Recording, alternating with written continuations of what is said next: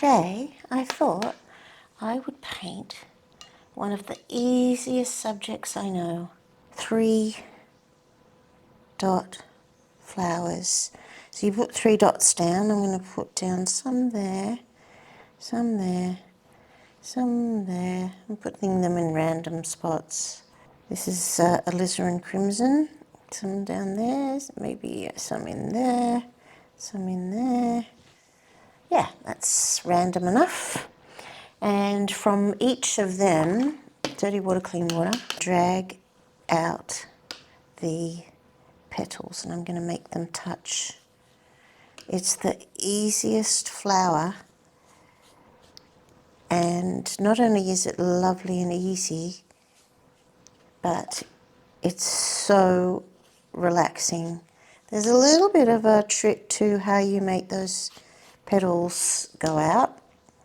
And the reason why I know that is because I taught this method many times. I totally copied it from someone else, so I'm sure you could look up the 3-dot method and find others doing this with variations. But I'm doing it quite fast, and I'm flicking out every dot and being quite random about the petals. So I'm not being careful at all. I'm being quite fast. The beauty of teaching on YouTube, in fact, is that you can go ahead and do methods. Oops, they're drying up, those ones, so I'll redo them. The beauty of YouTube, as I was saying, is that you can just teach any method and paint at normal speed, because if you're watching this, you can slow it down and get more information that way.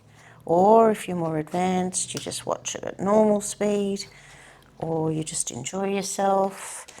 Into this, just while I'm talking, I'm going to drop some of this beautiful green. This is Cascade green. I am in love with that colour combination of red and green. I have been ever since I studied colour theory and realised that the reason why I love red and green is because they're beautifully opposite each other on the colour wheel. So the other beauty of painting on YouTube and painting live like this is how fast I can be. I remembered teaching this method a lot,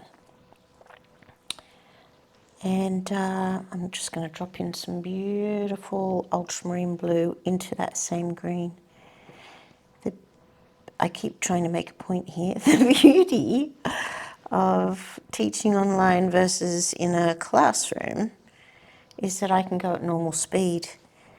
And when I'm in a classroom and teaching, or what I used to do, because I don't do it much anymore, I stopped all of that, is that I would slow everything down and put it into manageable chunks. But on YouTube, I can just keep going and enjoying myself and not worry about whether or not you're keeping up.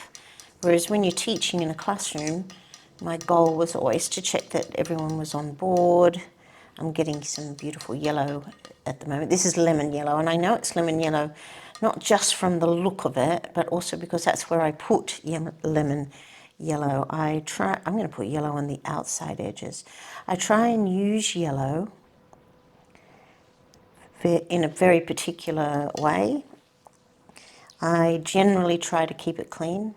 I'm just not keeping it clean there. And the reason why I generally try to keep it clean is because every colour affects yellow. I'm just attempting wet in wet, and I'm being really fast on purpose so that I can watch the colour move into itself. And the reason why I'm going back to something that I used to paint and find so enjoyable is that I haven't been painting in watercolour much. It's been quite a while. I've been making journals, and I've been having a wonderfully creative time.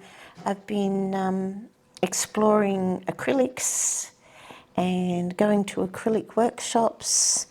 And the other thing that happened that's very interesting is that I went on a watercolour workshop with an artist, an Australian artist who I've admired ever since I began painting.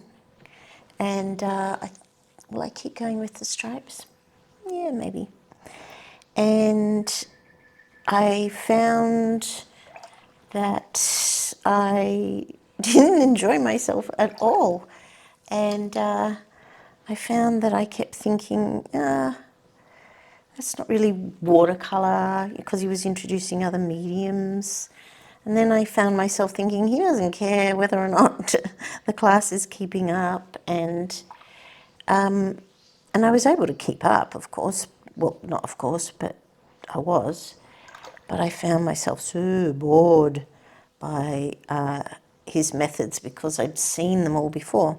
So that was a really interesting thing for me to do, is go and see that I needed to expand what I do. So that's why I began, I'm going to do some flicking now. So that's why I began exploring other media, and I've been doing the books. I love journaling.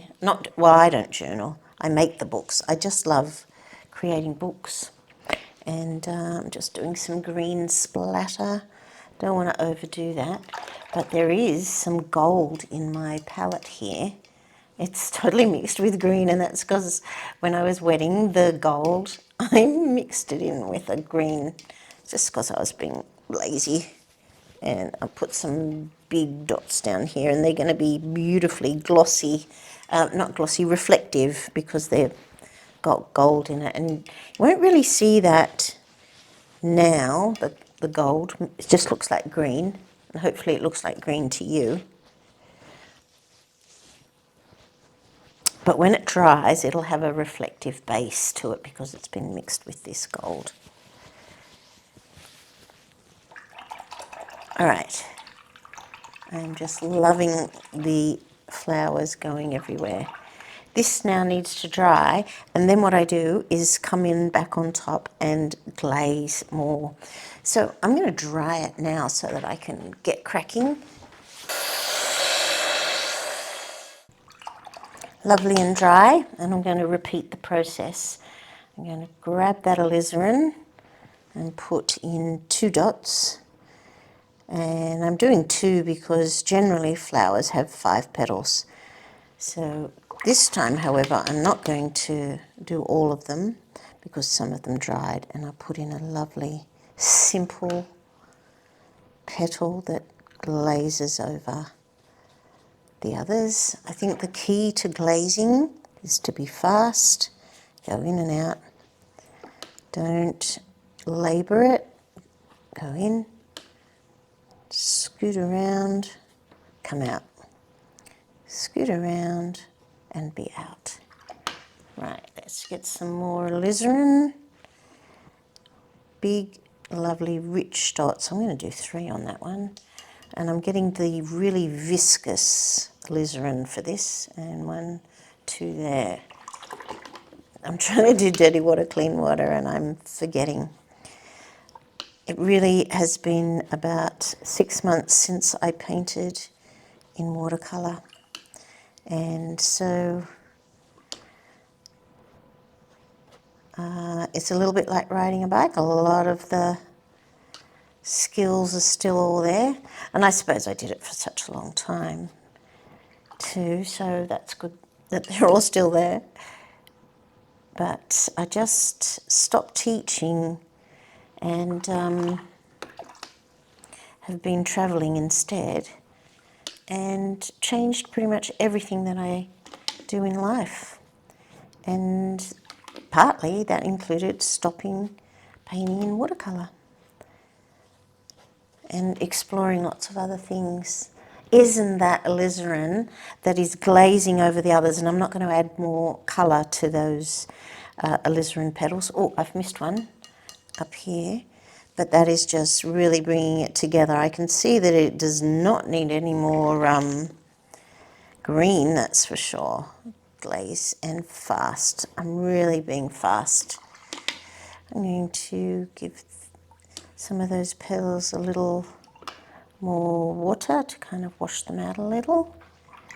And perhaps I'll put in some little stems that run through these green dotty things that I'm a little unsure that they were a good idea.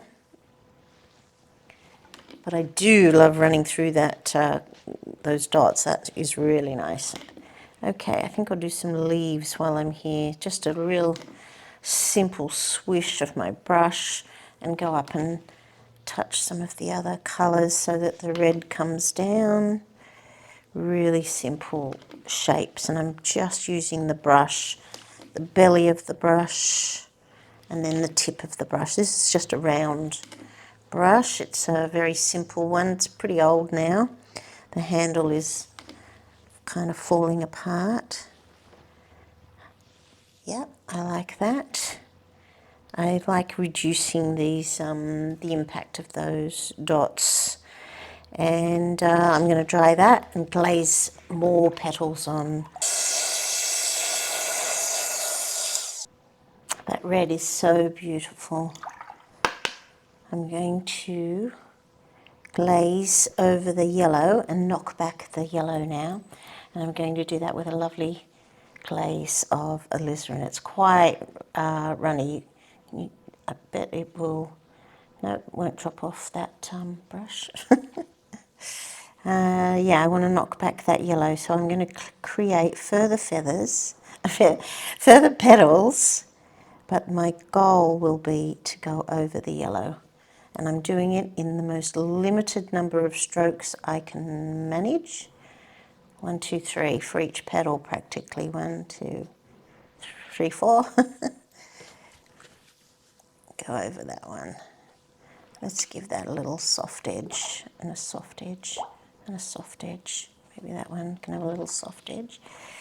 Okay, over to this one now. More petals.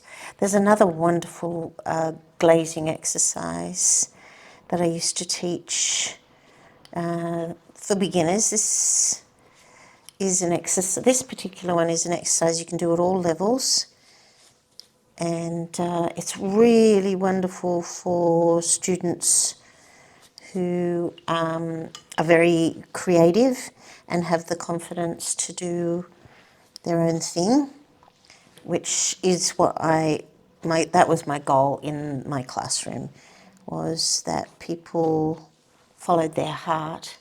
Grab a bit more colour into those. I want to cover that one as well. And the whole time I'm thinking, ooh, what shall I do with the centres? The last time I did this, I gave them beautiful gold centres. I've got this fabulous gold paint. It's like glass paint. Oh, this one needs the yellow knocked back there. It's like, yeah, glass paint. So it goes over glass, and it turns out it will just attach to a whole range of surfaces. Any glue you find or paint that you find that will go on glass will go on anything. Look how intense that red is looking now. I'm really, really delighted with it. At this point, I get this huge desire to fill in these gaps, but I'm going to resist that urge. I'm going to leave these leaves as being soft, but I will put in the tiniest bit of colour down here just to knock back some of those leaves, some of those dots. I'm definitely sorry I did the dots, so I'm just going to glaze in extra leaves, and my goal is that they move those dots around a bit. Just soften some of that. Soften, soften, and soften.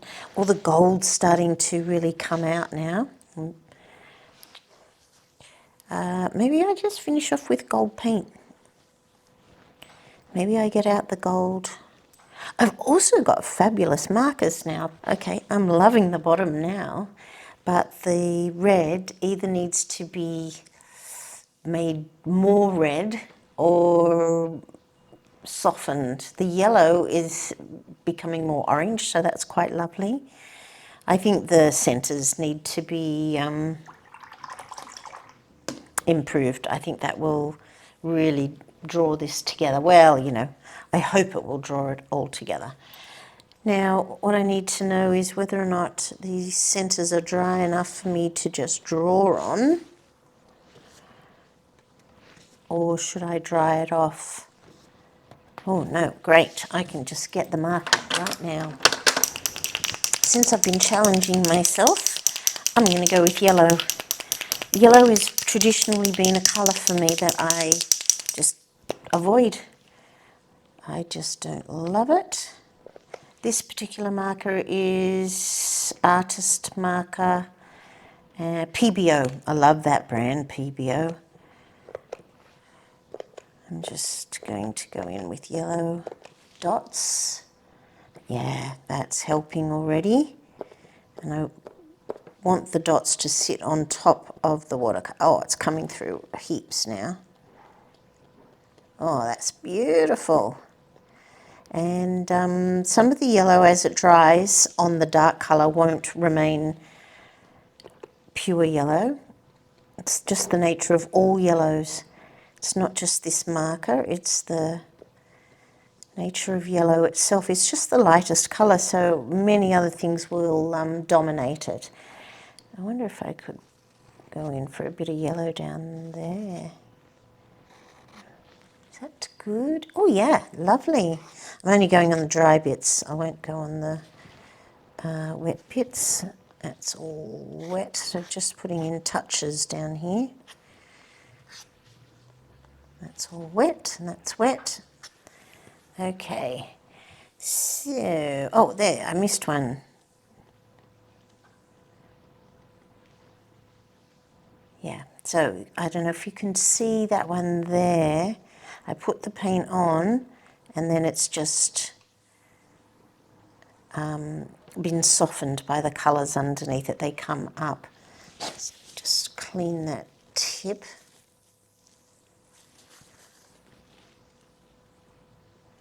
The other thing I invested in were dot markers, and I say invested, it cost me about 20 bucks. So when you think about the cost of watercolour, $20 isn't too much for markers. Anyway, they're dots. So all you do with them is do dots, and that was brilliant for when I was travelling, just to do dots when you're bored. Really mindful. I'm surprised at how much I've loved doing dots. I'm enjoying it now too.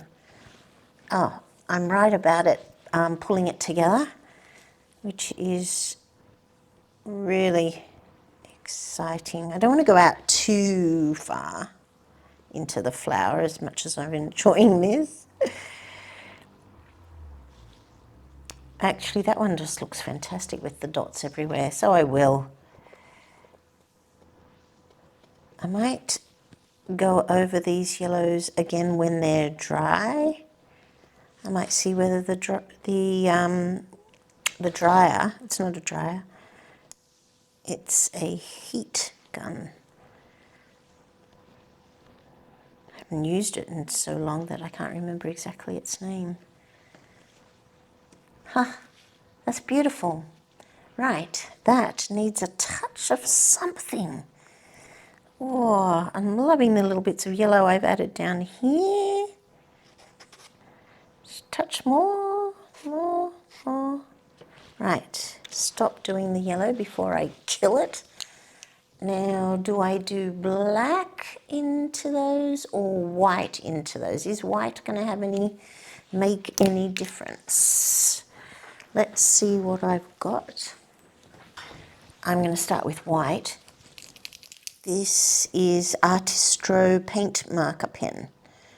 And lots of these marker pens require you to shake them first. I could put white gouache over these little centres. I could splatter white gouache if I wanted to, but I can see I need to dry it.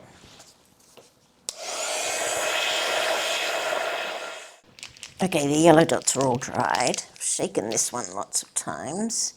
I can't see much white ink on the tip, so I'm going to start by getting it to give a big press, and that'll get it running.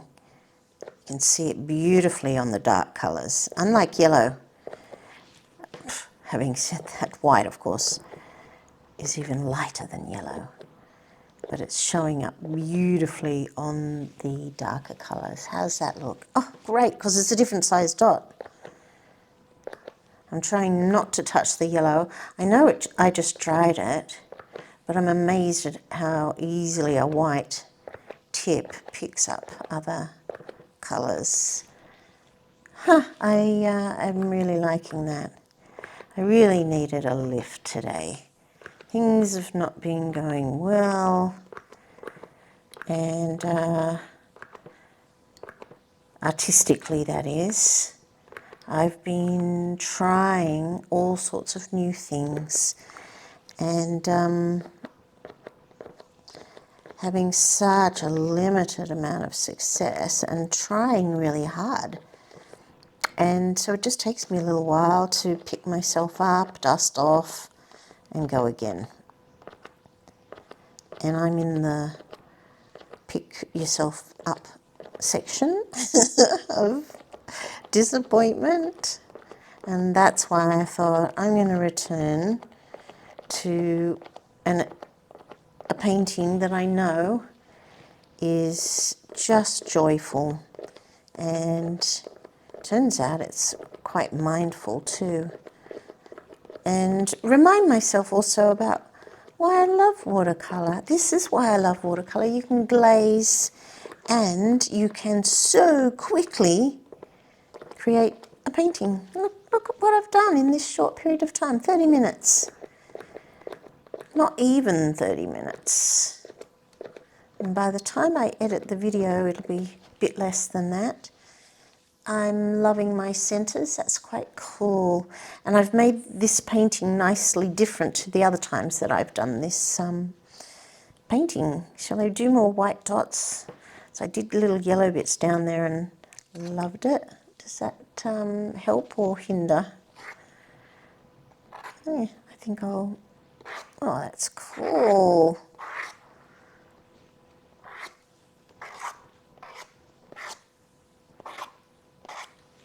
Yep, that's lovely. Wow. Really nice. Quite subtle when you look at it in total, but really lovely.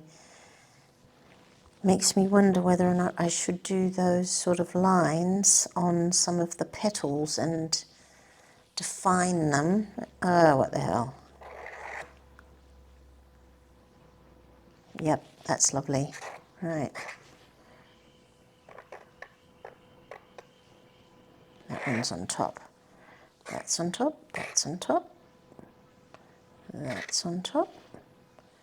That's on top, that's on top. On top, under, under. That one's on top. Is it helping? Yes, excellent. Boy, did I need some success.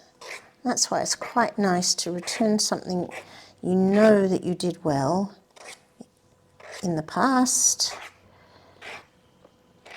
and just re-experience some success. I'm so pleased that I made the right decision here.